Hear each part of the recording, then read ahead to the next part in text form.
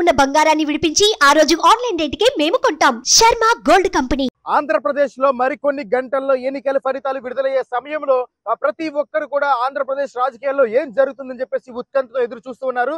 So ఈ రోజు ప్రస్తుతం మీకు నేను ఆంధ్రప్రదేశ్ లోని గుంటూరు జిల్లాలో ఉన్నటువంటి నాగార్జున యూనివర్సిటీ దగ్గర ఉన్నాము.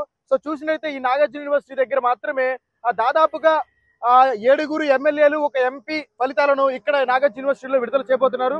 ప్రస్తుతం ఇప్పటికే ఎవరైతే ఎలక్షన్ ఏజెంట్స్ అదేవిధంగా ఏ పార్టీకి సంబంధించిన ఆ పార్టీకి సంబంధించిన ఏజెంట్లు అందరూ కూడాను లోపలికి వెళ్ళిపోవడం జరిగింది.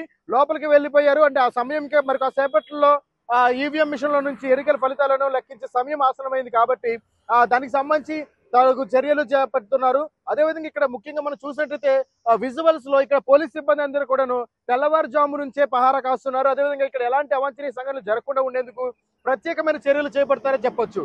సో అంటే ఇప్పటికే సమయం 8 కావస్తుంది కాబట్టి ఇప్పటికే ఎన్నికలకు సంబంధించిన ఏజెంట్స్ ఏదైతే పోలింగ్ కేంద్రాల వద్ద లోపలికి వెళ్ళిపోవడం జరిగింది. ఎన్నికల కమిషన్ వారందరికీ ఇచ్చినటువంటి పాసులను ఉపయోగించి లోపలికి వెళ్ళారు.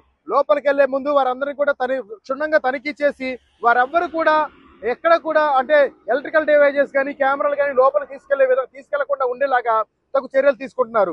కేవలం ఎన్నికలకు సంబంధించిన ఎలక్షన్ ఏజెంట్ అందరూ కూడాను తెల్ల కాగితం మాత్రమే తీసుకుని వెళ్ళాలి. అదేవిధంగా పెన్సిల్, పెన్ను, ఎరేజర్ వాటికి మాత్రమే పర్మిషన్ ఇచ్చారని చెప్పొచ్చు.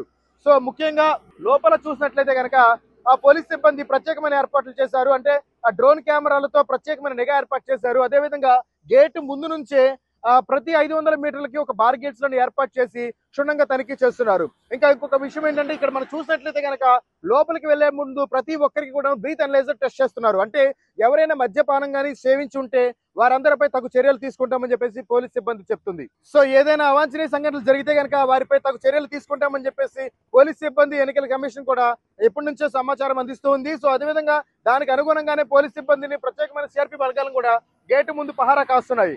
కెమెరామెన్ ముఖేష్ తో విజయ్ రిపోర్టింగ్, మంగళగిరి నియోజకవర్గం.